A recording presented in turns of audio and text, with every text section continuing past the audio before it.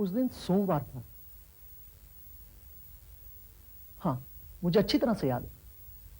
It was Monday the 24th जून 1974। उस दिन class में काफी हलचल थी। नई टीचर जो आने वाली थी।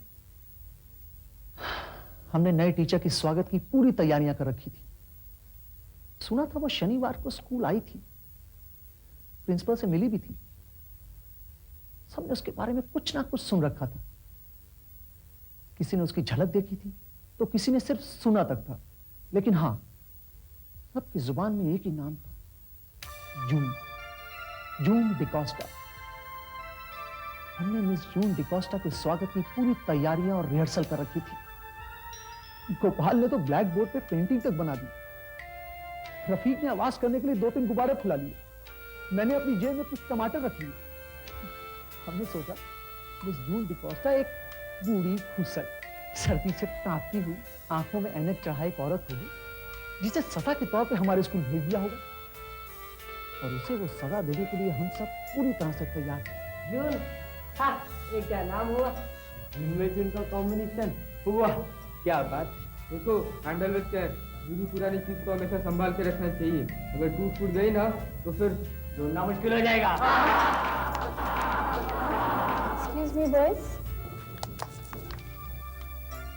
So this is 8C.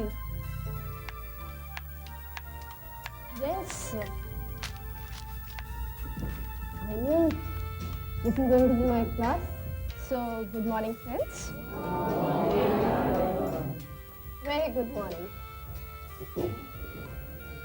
I'm very pleased to see all of you. जितनी क्यूरियोसिटी आप लोगों को मुझसे मिलने के लिए हो रही थी, उससे कहीं ज्यादा क्यूरियोसिटी मुझे आप लोगों से मिलने के लिए हो रही थी।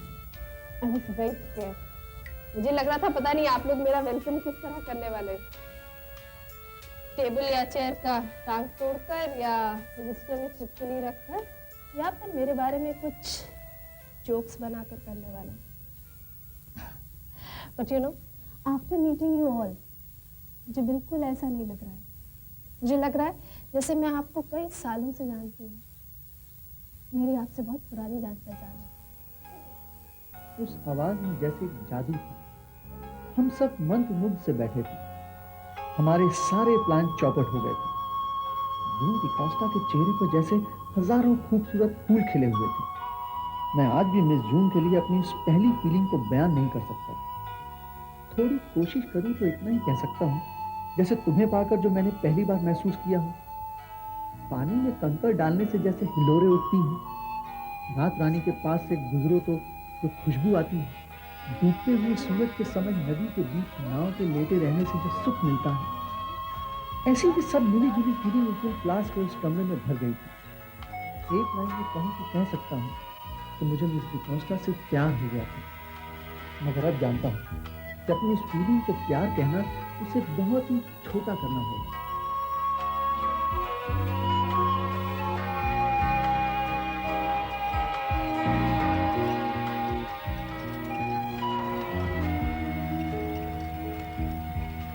मैंने उसी शाम को मिस डिकोस्टा के बारे में काफी जानकारी हासिल कर ली थी। वो शहर में अकेली आई हैं।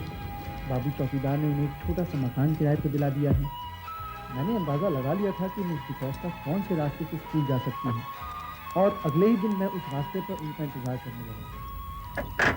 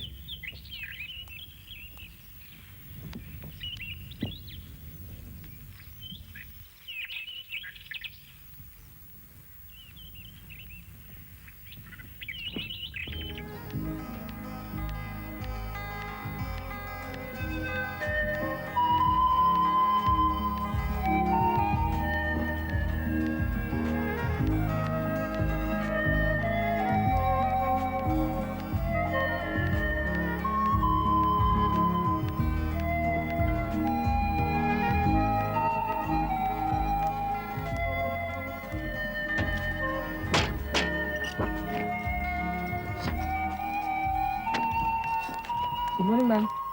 Good morning Siddharth, correct? Yes ma'am.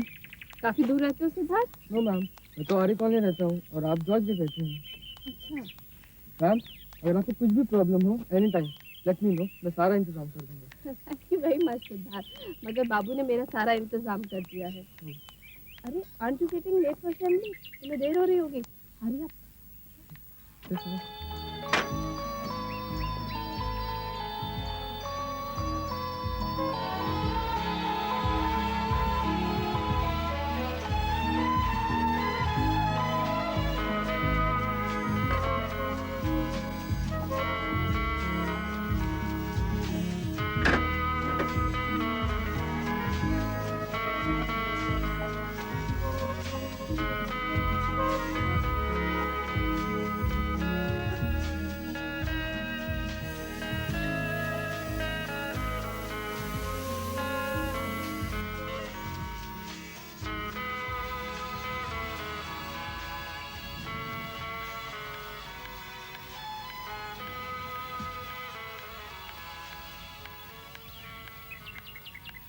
What has happened, Siddharth?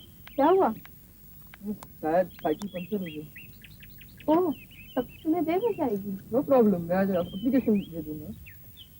Can I help you in some way? तुम्हारी बाइसिकल पकड़ लूँ? नो मिस, बल्कि आप अपने बुक मुझे दे दीजिए। No, it's all no right. Miss, please miss please miss.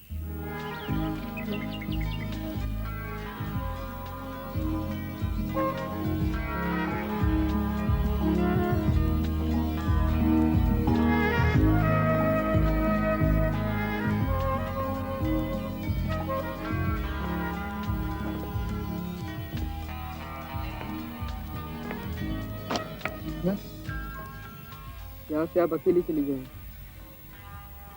Miss, वरना लोग क्या समझेंगे? मैं खुद नहीं समझ पा रही सिद्धार्थ कि तुम क्या सोच रहे हो। बस मेरा मतलब है कि अब हम दोनों में काफी अच्छी दोस्ती होने लगी है, इसलिए सिद्धार्थ मेरे साथ चलो।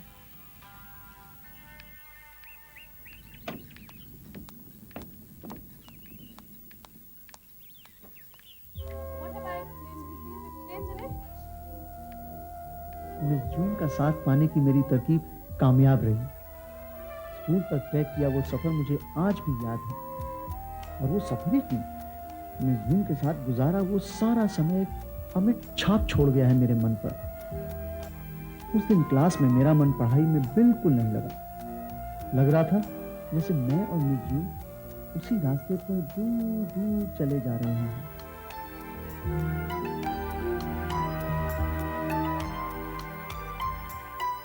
फिर भी मुझे बहुत अच्छा लग रहा था, क्योंकि मैं महसूस कर रहा था कि मैं मिस जून के दिल में समा गया हूं, एक मीठे दर्द की तरह, जिसे वो रखना भी नहीं चाहती और निकालना भी नहीं चाहती। मेरे प्रति मिस जून की खामोशी जैसे मुझे उनके मन की बात बता रही थी। मिस जून हमारे शहर में अकेली थी, और उनके आने के बाद जैसे मैं भी अकेला हो गया था। वही लोग थे, मेरे माँ बाप, दोस्त, पड़ोसी, मगर फिर भी मैं अपने शहर में एकदम अकेला था, मिस जून की तरह। शायद यही अकेलापन हमें एक दूसरे के करीब ला रहा था। हेलो। कहाँ Siddharth? I was just thinking about you. सच में? क्यों? मैं तुम्हारे बारे में सोच नहीं सकती? हाँ, पर मैं सोचने लगा कि आप मेरे बारे में क्यों सोचेंगे? ये सिद्धार्थ कि besides you, I only know two people. एक तुम और अपना बाबू, स्कूल का पीएन, जिसने मुझे ये घर दिलाया। पर मिस, वो एक फालतू आदमी है। Bye. I'm jealous. मैं उसे क्यों जलने लगूं? वो तो एक क्यून है। ओह, अगली बार जब तुम जेलस हो मुझे जरूर बताना। जिसे रेफरेंस करने से पहले एक बार सोच लूं कि तुम्हें बुरा लगेगा। तो क्या मिस, आप सचमुच मेरा इतना ख्याल रखती हैं? भाई सिद्धार्थ, क्या तुम मेरे दोस्त नहीं हो? वो भी मेरे अकेले दोस्त। सच में? और नहीं तो क्या? सिद्धार्थ, तुम यहाँ किसी काम से आए थे? बस कुछ खास नहीं, पर हाँ मैं शहर के बाहर जो पहाड़ी है ना, जहाँ से झील दिखाई देती है, बस आप कभी गई है वहाँ पर? क्यों? तो बस, पर मैं अक्सर वहाँ जाता हूँ अकेले, खासकर शाम के वक्त जब सूरज डूब रहा होता है। आप आएंगी मेरे साथ वहाँ? नहीं Siddharth, I would love to do that. नहीं सिद्धार्थ, आई एम सॉरी, मैं तुम्हारे साथ नहीं आ पाऊंगी।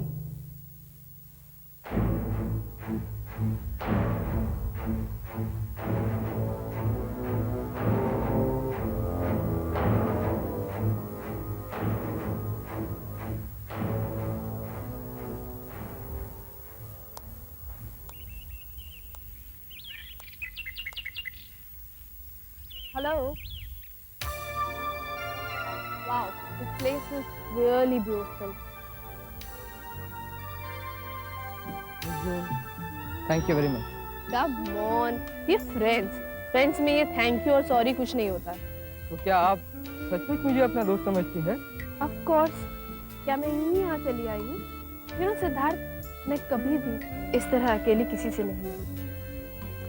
आज भी नहीं आना चाहती थी, पर पता नहीं क्यों मैं आपको रोक नहीं सकती। आप नहीं जानती मैं कितना चाहता था कि इस जगह की प्लेजर को मैं किसी न किसी के साथ शेयर करूं, मगर पता नहीं क्यों आज तक कोई मिला ही नहीं। मेरे माँ बाप नहीं, मेरे दोस्त लोग वो भी नहीं। बस आपको देख के ऐसा लगा, मालूम नहीं क्यों, पर मुझे ऐसा लगा कि वो आप ही हैं जो मेरी फीलिंग्स को समझ सके।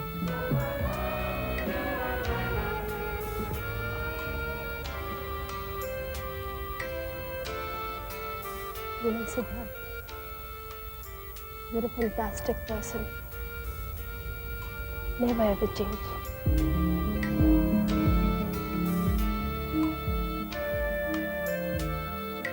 उस दिन के बाद से मेरे और मिस जून के बीच में एक नया रिश्ता कायम हुआ। ऐसा रिश्ता जो पहले भी कभी टीचर और उसके स्टूडेंट के बीच में कायम हुआ होगा और होता रहेगा। फिर भी उसे अभी तक कोई नाम नहीं दिया जा सका है। मैं भी उसे कोई नाम देने में असमर्थ हूँ। बस इतना जानता हूँ कि उन दिनों अगर याद करूँ तो मुझे सिवाय मिस जून के कुछ भी याद नहीं आएगा। ना कोई जगह जहाँ मिस जून नहीं थी, ना कोई समय जब मिस जून नहीं थी, कोई भी ऐसा दृश्य जिसमें मिस जून नहीं थी।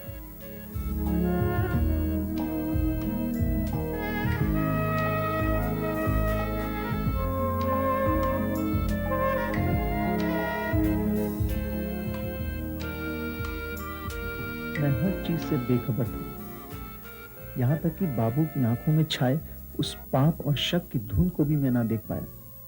दिन बीतते गए, उड़ते गए, और मैं भूल गया कि हर कहानी की तरह इस कहानी का भी एक अंत होना है।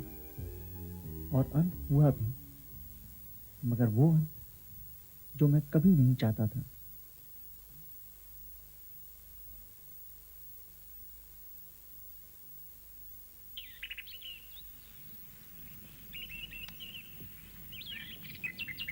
सिद्धार्थ, तुमसे एक बात करनी। क्या? तुम्हारी उम्र इन सब चक्करों में पड़ने की नहीं है, खास करके अपनी उम्र से बड़ी औरत के चक्कर में। क्या करता है, पागल हो गया क्या? सिद्धार्थ,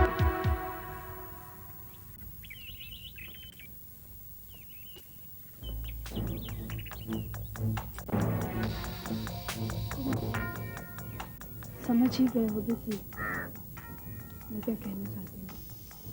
हाँ, मैं अंदाजा लगा सकता हूँ। आपने शायद बाबू की बात सुन ली, पर हमें इससे क्या, वो कुछ भी कहे कुछ भी समझे, हमें किसी की परवाह नहीं करनी चाहिए। सिद्धार्थ, तुम्हारी एज कितनी? 15 साल। और जानते हो मेरी एज क्या है? 25 साल। तो क्या हुआ? 10 साल के बाद मैं भी तो 25 साल का हो जाऊंगा। तो तब मैं 35 साल की हो जाऊंगी। कहने का मतलब है कि हम लोगों में एक अंतर है, 10 साल का लंबा अंतर। जिसे हम कभी भी कम नहीं कर सकते। मैंने कहा ना मिस, हमें दुनिया की परवाह नहीं करनी है। आज तुम एकदम बच्चों जैसी बातें कर रहे हो। पार्ट ऑफ सोसाइटी, हम इस सोसाइटी के एक अंग हैं, जिसमें हमने ही कुछ नियम बनाए हैं। इस सभ्यता और इस संस्कृति के कुछ नियम बनाए हैं, जिन्हें अगर हम ही तोड़ने लग जाए तो ये दुनिया जंगल बन जाएगी। और इन्हीं नियमों के अनुसार मैं तुम्हारी टीचर हूँ और तुम मेरे शिष्य हो, मेरे स्टूडेंट। सिर्फ ठीक है और कुछ नहीं। ये कुछ और ही तो है, जिसकी वजह से हम दोनों इस तरह बातें कर रहे हैं। बस इतना समझ लो, ये जरूरी नहीं कि हमें जिंदगी में कुछ मिल जाए,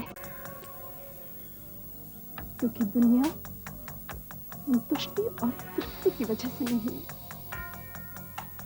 दुनिया अधूरी इच्छाओं और कामनाओं की वजह से। आपकी बातें मेरे समझ में आ रही हैं, मगर मैं आपके बिना नहीं जी सकता। और मेरे साथ जीना और भी मुश्किल हो जाएगा, तो ज्यादा मेरे लिए। आज बाबू ने कहा है, कहाँ कहेंगे? क्या तुम चाहते हो कि लोग मेरे बारे में इस तरह से सोचें? नहीं मिस, मैं आपसे रिश्ता नहीं तोड़ सकता। इसीलिए सिद्धार्थ, मैंने फैसला किया है कि मैं यहाँ से चली जाऊंगी। मैं ट्रांसफर ले लूंगी। मिस, आपको जाने की जरूरत नहीं पड़ेगी, क्योंकि मेरे डैडी का जबलपुर ट्रांसफर हो गया है और हम लोग वहाँ पर फंस जा रहे हैं। तुम्हें लगता है हमें इस तरह मिलना चाहिए? आपसे कभी नहीं मिलूंगा मिस, मगर मिस मैं आपको भूलूंगा भी नहीं। नहीं मिस, मैं आपको कभी नहीं भूलूंगा। तुम भूल जाओगे सिद्धार्थ, क्योंकि समय की दीवार बहुत अजीब है। वो कहीं भी कभी भी किसी के बीच भी आकर खड़ी हो जाती है। उसके उस पार ना तो कुछ सुनाई पड़ता है और ना ही दिखाई पड़ता है। मिस, मैं आपको कभी नहीं भूलूंगा। आपको याद रखने का मैं कोई ना कोई बहाना ढूंढ लूंगा मिस। और यही मेरी और मिस जून की वो आखिरी मुलाकात थी। आज 21 साल बाद मेरी और मिस जून की मुलाकात एक बार फिर से होगी।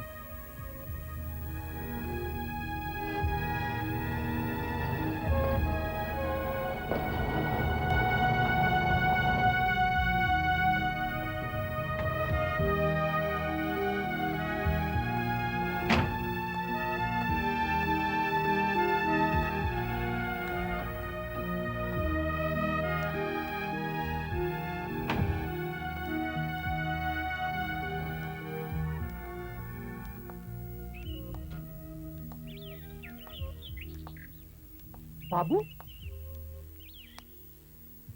पहचाना मुझे? मैं सिद्धार्थ, सिद्धार्थ जोशी। हाँ। सिद्धार्थ, तुम इतने बड़े हो गए। आप सिद्धार्थ बाबू,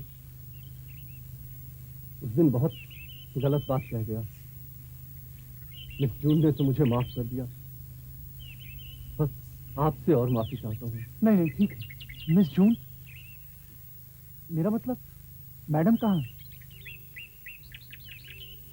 उनको मरे तो 8 साल हो गए सिद्धार्थ बाबू।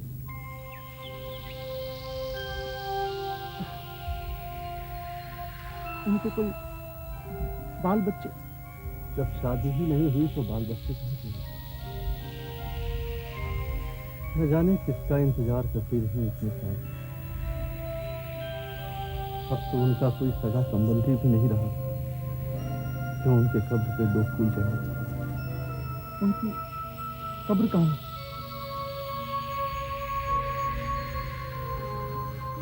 उस गेट से अंदर, जंगल से तीसरी।